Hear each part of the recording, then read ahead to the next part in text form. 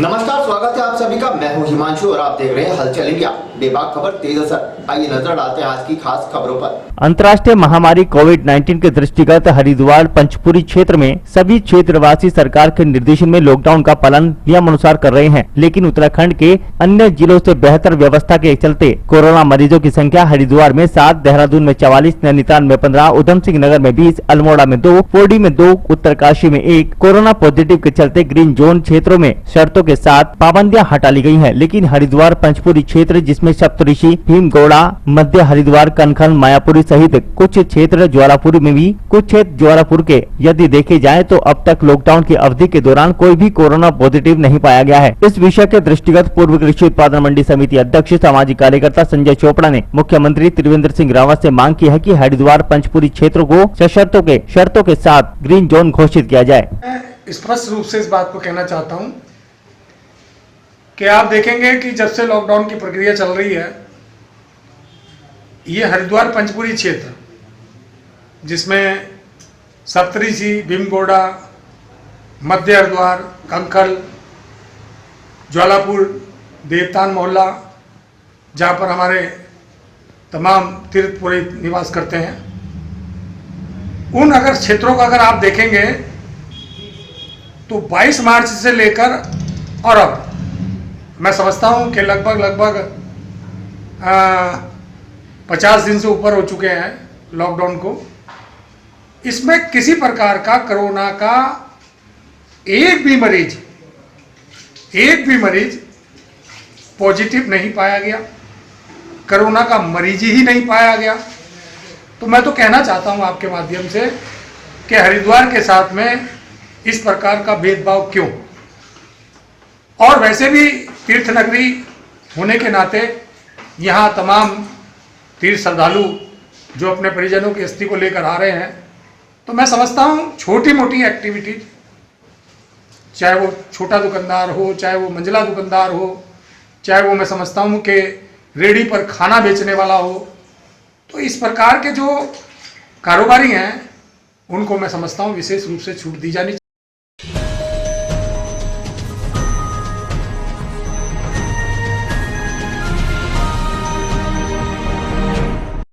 जहां पूरे देश में कोरोना के कारण लॉकडाउन के असर से लोगों को खासी दिक्कतों का सामना करना पड़ रहा है। हालांकि ऐसे कई राज्यों में पहले की स्थिति से थोड़ी बहुत राहत जरूर मिली है, तो वहीं उत्तराखंड के हरिद्वार में इंडस्ट्री के लोग भी जनता को राहत देने के लिए लगातार भोजन उपलब्ध करवा रहे हैं। इसी क्रम में उत्तराखंड सरकार के कैबिनेट मंत्री मदन कौशिक ने हरिद्वार की सबसे पुरानी इंडस्ट्री हरिद्वार इंडस्ट्रियल एसोसिएशन द्वारा आयोजित भोजन वितरण समापन कार्यक्रम में शिरकत कर उद्यमों को बधाई का पात्र बताया। तो वहीं इस दौरान कैबिनेट मंत्री ने कहा कि इस कोविड-19 की महामारी के दौरान सामाजिक संस्थाओं के साथ इंडस्ट्री का भी बहुत बड़ा योगदान जनता को राहत देने के लिए मिला है और लॉकडाउन का तीसरा चरण पूरा होने जा रहा है और आवश्यकता पड़ी तो इंडस्ट्री ऐसे ही समाज की सेवा में जुटेगी, ऐसी उन्हें उम्मीद है। जी, आपका भोजन वितरण यहाँ चल रहा था, कितने दिन हो गए थे और आज समापन है, क्या कुछ कहना है? ये 30 मार्च को शुरू किया था और आज 17 अप्रैल हो गई, तीसरा लॉकडाउन खत्म हो गया है। आज का हम समापन कर देंगे और इसमें लगभग लोग 1000 से 1100 लोग खाने लगातार खा रहे हैं। और एसोसिएशन का शुरू में जो मन था वो सिर्फ एक लॉकडाउन करने का था, लेकिन 3 लॉकडाउन तक हमने इसको चलाया। आज इसको हम समापन करने जा रहे हैं। तो अगर आगे भी लॉकडाउन जारी रहा तो क्या आगे भी एसोसिएशन फिर बैठ के विचार किया जाएगा, तब बता पाएंगे। अभी फिलहाल जो हमारा आपस में डिसीजन है वो यही है कि इसको 3rd लॉकडाउन में चलाना है। हमारा जो इंडस्ट्रियल एरिया की एसोसिएशन है, इसमें जो हमारे हिमान जी हैं और हमारे किसान इंजीनियर वाले हैं, हमारे प्रभात जी हैं, सब लोग हैं, सुरेश जी हैं, सब लोगों के द्वारा पिछले कई दिनों से 30 मार्च से लगभग ये जो कोविड के कारण लॉकडाउन हुआ और उसके बाद जो इस प्रकार की व्यवस्था बनी, तो उसमें सभी सामाजिक संगठन सामने आए। तो उसमें जो एसोसिएशन हमारी इंडस्ट्रियल एरिया की, इसको मैं बधाई देता हूँ कि आपने लगातार इतने दिनों में 1000-1500 जितनी आवश्यकता हुई उतने भोजन की व्यवस्था आपने की है। और आज क्योंकि लॉकडाउन 3 पूरा होगा तो आज आपने इसका समापन कर रहे हैं, लेकिन अगर आवश्यकता पड़ेगी तो ये समाज के लिए हर रूप। तो अगर एक अहम सवाल कि लॉकडाउन 3 के साथ ही हरिद्वार कोरोना मुक्त हुआ, उस पर क्या कहेंगे सर? देखिए, हरिद्वार में कोरोना की संख्या कम थी पहले से ही, और जो बाद में 2 बची थी वो भी नेगेटिव आई हैं। पिछले 1 महीने से लगभग हो गया है, कोई नया पॉजिटिव केस भी नहीं आया। तो मैं समझता हूँ कि इसी प्रकार से सब लोग सोशल डिस्टेंसिंग है, मास्क इत्यादि है या और अन्य जो सावधानियां उन्हें बरतेंगे तो समझते हैं कि हरिद्वार अच्छा है। मेरा सवाल दूसरा था कि आज 7वां जो पेशेंट था वो भी डिस्चार्ज हो गया, उसके साथ ही कोरोना पेशेंट खत्म हो गए, लेकिन ग्रीन जोन में कब तक? आज गाइडलाइन के बाद।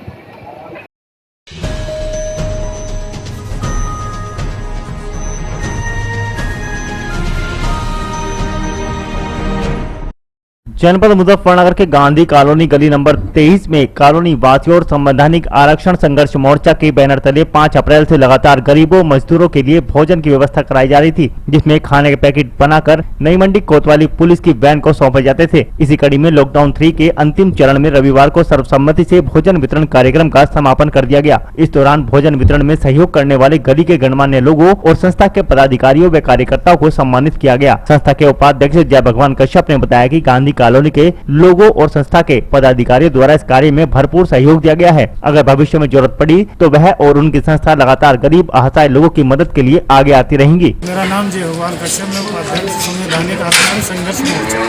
यह है हमारा भंडारा 5 अप्रैल महर्षि कश्यप जयंती है, लगातार चल रहा है और आज 43 दिन हो गए। और उस समय हमने ये भंडारा चलाया जब सभी लोग लॉकडाउन में अपने घरों के अंदर थे और जो गरीब असहाय लोग, जिन लोगों को वास्तविक भोजन इस समय चाहिए था, तब हमारे दिमाग में आया कि जो हमने अपनी जमा पूंजी जमा की है कि आज सही समय आ गया उसको खर्च करने का, और उसका हमने अपनी सेवा भाव से गरीब असहाय लोगों का हमारे संवैधानिक आरक्षण संघर्ष मोर्चा के सभी पदाधिकारी एवं गली नंबर 23 का सभी सम्मानित लोगों के सहयोग से भंडारा चलाया जा रहा है।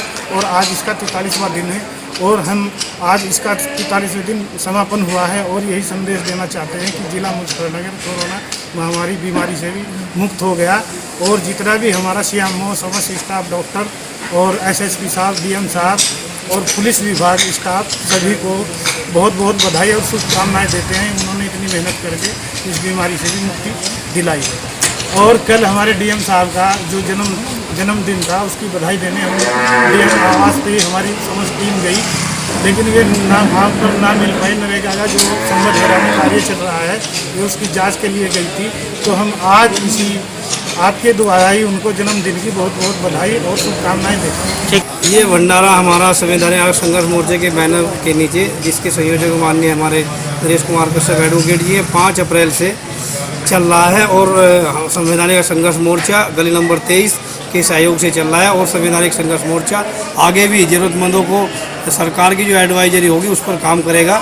इसमें सभी का सहयोग रहा है, पूरी गली का सहयोग रहा है और पूरे कार्यकर्ताओं का जो उसके सहयोग रहा है। कोई व्यक्ति हमारे मुजफ्फरनगर में भूखा नहीं सोया है और पुलिस वैन आती थी, खाना लेके चली जाती थी।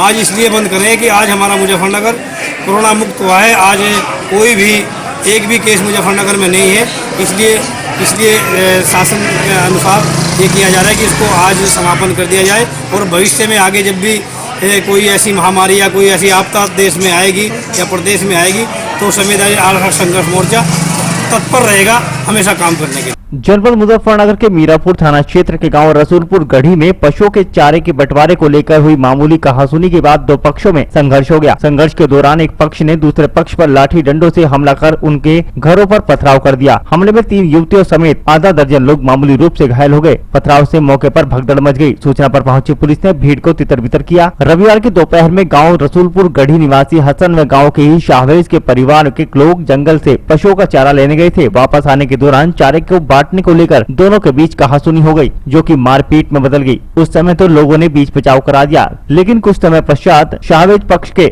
यूनुस, आशु, हिद्दी व फुर्री आदि ने हसन पक्ष के घर पर लाठी डंडों से हमला बोल दिया। मामला इतना बढ़ गया कि दोनों पक्ष के लोग आमने सामने आ गए और एक दूसरे पर पथराव करना शुरू कर दिया। अचानक शुरू हुए पथराव से गाँव में भगदड़ मच गई। सूचना पर पहुंची पुलिस ने पथराव कर रही भीड़ को तितर बितर किया। हमले व पथराव में हसन पक्ष की 3 युवतियों समेत कई लोग घायल हो गए। दोनों पक्ष ने एक दूसरे के विरुद्ध तहरीर दी है।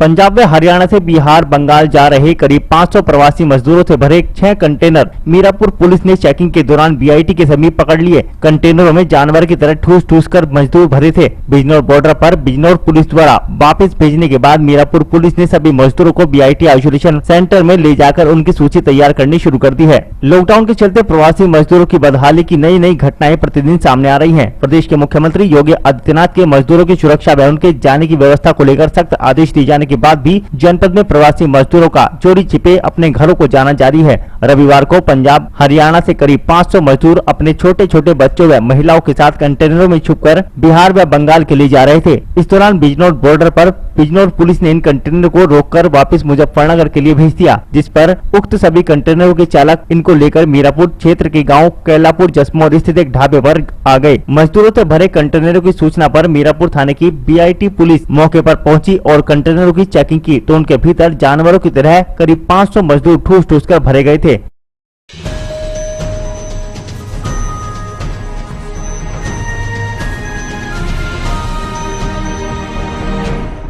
एक तरफ जहां कोरोना वायरस के कारण दुनिया भर में महामारी फैली हुई है, वहीं दूसरी ओर दिहाड़ी मजदूर अथवा रोजी रोटी के लिए रोज कमाने वाले गरीब समुदाय के लोगों को भुखमरी का सामना करना पड़ रहा है। इस समस्या से लड़ने के लिए जिला मुजफ्फरनगर के मीरापुर क्षेत्र के गांव कैथोड़ा के युवाओं ने नई पहल की है। गांव कैथोड़ा के युवा नवेद आलम ने बताया कि 17 मई को पहली बैठक का आयोजन किया गया था। बैठक वीडियो कॉन्फ्रेंसिंग के द्वारा अपने अपने घरों पर बैठकर की गई थी, जिसमें गाँव के दर्जनों युवाओं ने संयुक्त रूप से आपस में बात करके ये तय किया कि पूरा विश्व वह हमारा देश कोरोना जैसी महामारी से लड़ रहा है। ऐसे में हम लोग ईद का त्योहार के लिए कोई कपड़े व सामान नहीं खरीदेंगे और यही पैसा अपने आसपास गरीब मजलूम जरूरतमंदों पर खर्च करेंगे और ईद के दिन कोरोना योद्धा के लिए दुआ करेंगे जो अपनी जान को जोखिम में डालकर हम भारतवासियों के लिए कोरोना से लड़ रहे हैं।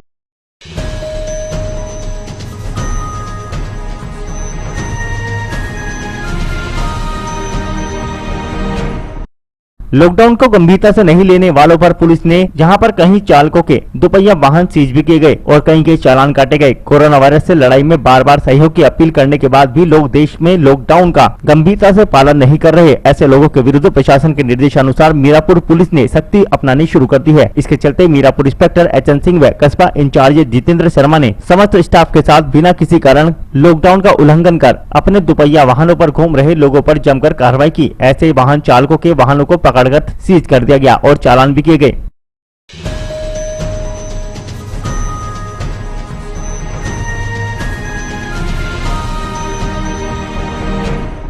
जनपद मुजफ्फरनगर में जिलाधिकारी सेल्वा कुमारी जे ने Saharanpur Muzaffarnagar border toll plaza का दौरा किया और वहां पर जो प्रवासी मजदूर रुके हुए हैं उनकी जानकारी ली और ड्यूटी पर तैनात पुलिसकर्मी चौकी प्रभारी को आवश्यक दिशा निर्देश दिए। जहां पर सभी मजदूरों के लिए खाने पीने की व्यवस्था करने की भी निर्देश दिए गए। इसके बाद सभी मजदूरों को बस से भिजवाने के भी निर्देश दिए गए। इस जगह पर करीब 150 से अधिक प्रवासी मजदूर रुके हुए हैं, जिनके साथ बच्चे और महिलाएं भी मौजूद हैं। इन सभी मजदूरों को प्रशासन भेजने का प्रबंध कर रहा है। वहीं एसपी सिटी सतपाल अंतिल ने भी सहारनपुर मुजफ्फरनगर बॉर्डर का जायजा लिया।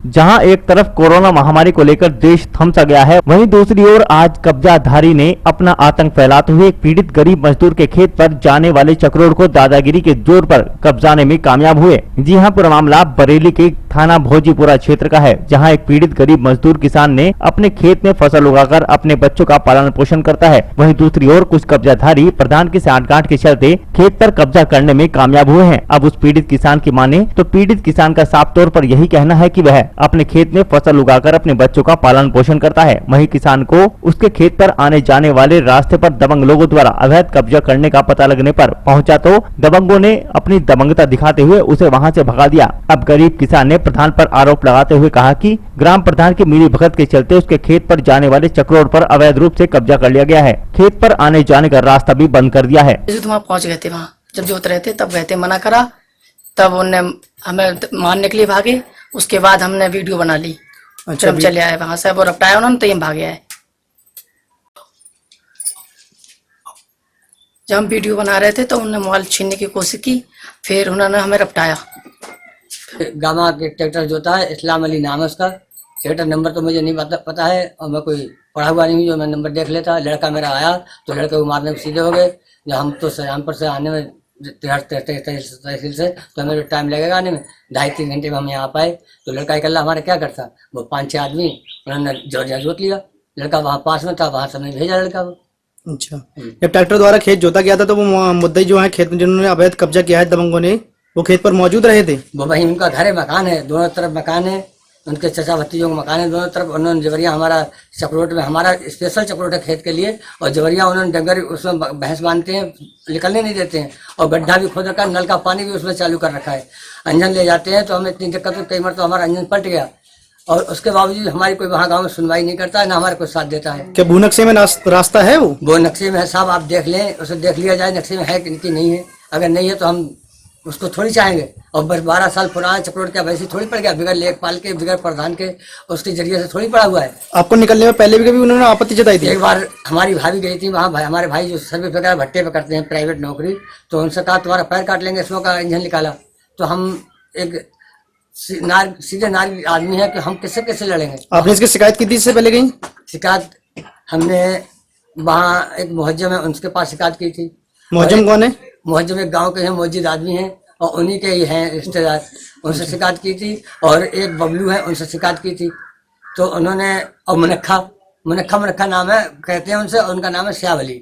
तो उन्होंने कहा तुम इस बात की टेंशन मत लो, हम आपका चक्रोट नहीं जोतने देंगे। हमने इन लोगों से कहा सुना, हाथ पांव जोड़े, तो उन्होंने कहा तुम टेंशन मत लो, तुम्हारा खेत वो चक्रोट नहीं जोतेगा। इन लोगों ने हमारी मेड हमारे सामने डलवा दी। फिर हम चले गए, अभी ये 15 दिन पहले की बात है। फिर उन्होंने कहा नहीं तुम्हारा कोई चक्रोट नहीं होता है। हमने उनसे रोज चिल्लाया इनके सामने, तो एक चक्रोट नहीं होता है। तो उन्होंने हमारे सामने मेन डालने के बाद में हम चले गए, दोबारा फिर चक्रोट जोत दिया हमारा। अब वो लोग ये कह रहे हैं जो तुम्हारी मर्जी हो करो, तो हम सब क्या कर सकते हैं। इसीलिए आपके सामने ये हम फिक्स कर रहे हैं, और जो भी है आप हमारे निर्णय करें।